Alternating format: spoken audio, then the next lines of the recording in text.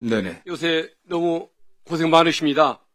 판결 내용 보셨을 거 아닙니까? 제가 전문을 꼼꼼히 보지는 않았지만 개략적으로는 봤습니다. 네. 결국 판결을 분석해 보면 김호수 검찰총장 재직 시에 1차 기소했던 사건, 유동규를 범행의 주체로 삼아서 기소했던 사건은 전부 유죄가 나왔고, 2차로 윤석열 정권 취임 후에 정치검사들이 뻥튀기 기소를 했던 사건들은 다 무죄가 난 겁니다.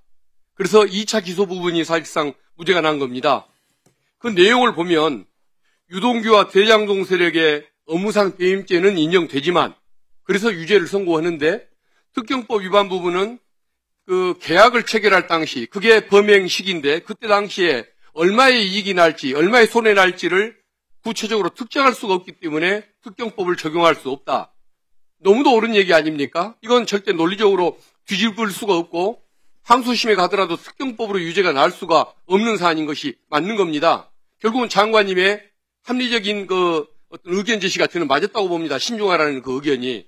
그리고 공직자 이해 충돌 방지법 이 부분도 보면은 검찰이 그 직무상 비밀을 이용했다고 공격을 하고 있지만 서판교 터널 이거 개통한다는 것이 1년 전에 이미 성남시 도시 기본계획에 의해서 공표가 된 내용이기 때문에 이건 비밀이 아니라고 판결이 얘기를 하고 있습니다. 1년 전에 성남시에 다 공포가 된 내용인데 어떻게 이게 직무상 비밀이 되겠습니까?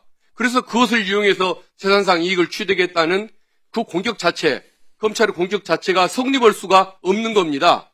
논리적으로 항소심에 가더라도 뒤집을 수가 없는 것이고 따라서 항소를 안 하는 게 맞는 겁니다.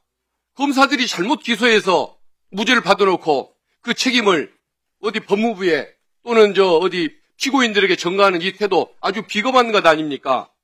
결국은 저는 장관님의 좀 신중하게 판단해보라는 그 한마디 이것에 대해서 그 검사들이 논리적으로 할 말이 없다 보니까 자기들이 수긍할 수밖에 없어서 그런 결정을 한 것 같은데 그런 사건을 가지고서 뒤늦게 저항을 하고 책임을 미루고 이런 비열한 태도를 취하는 것 저는 문제가 있다고 봅니다. 보수 정권에서는 법무부 장관이 검찰에 수시로 지휘를 내립니다. 매일 지휘가 내려오는 것도 봤고 경험을 했습니다. 그런데도 아무 말을 하지 않습니다.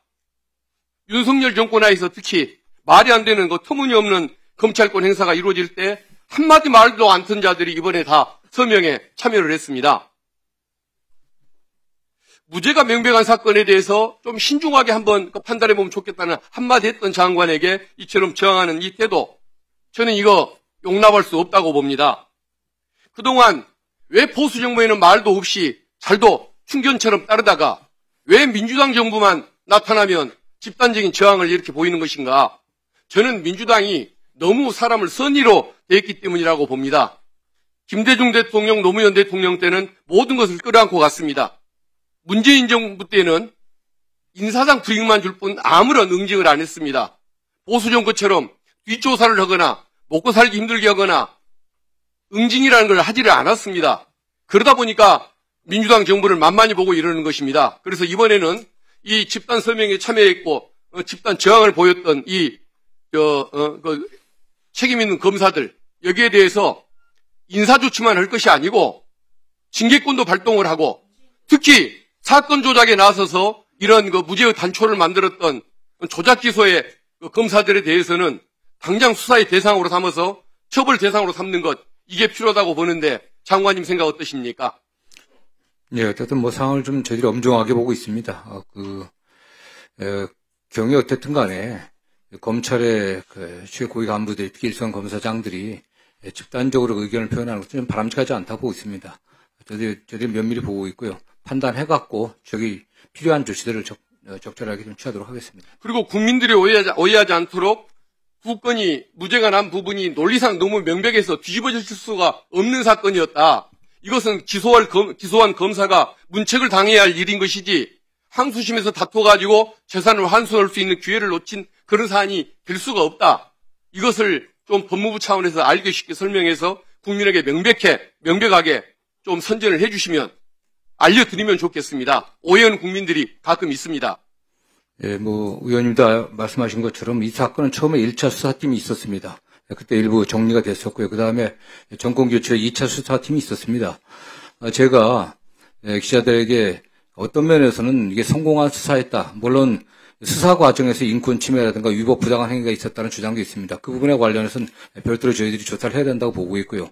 다만 기본적인 사실관계, 일부 개발업자들과 성남시 공무원들이 결탁해갖고 어떤 범행을 저질렀다는 것에 대해서는 법원에서도 분명히 인정을 했습니다. 그렇기 때문에 유동규라든가 정윤영 같은 경우는 구형보다도 더 중형을 선고받았습니다. 나머지 피고인들도 통상적인 항소의 기준 2분의 2 이상의 형들을 선고받았던 겁니다. 지금 말씀하신 그 무죄 부분 같은 경우 법리적 다툼의 측면도 있긴 합니다. 다만 지금 말씀드린 것처럼 기본적 수사라고 하는 것이 기소해갖고 유죄 판결을 받는 건데 민사든 형사든 주문이 가장 중요합니다. 주문에 있어서는 저는 그런 면에서 수사나 특히 공판검사들도 충분히 노력을 했다고 생각을 하고 있습니다. 그렇기 때문에 일부 무죄난 부분에 대해서는 여러 가지 측면도 고려해갖고서 여러 가지 측면이라는 게 제가 장관 취임한 이후 일관되게 검찰이 그냥 기계적으로 항소하고 어떤 상고해갖고 당사자의 인권을 갖다 계속적으로 침해하는 것들은 바람직하지 않다는 이런 입장 여러 번 표명했기 때문에 그런 기준 하에서 제가 말씀드렸던 겁니다.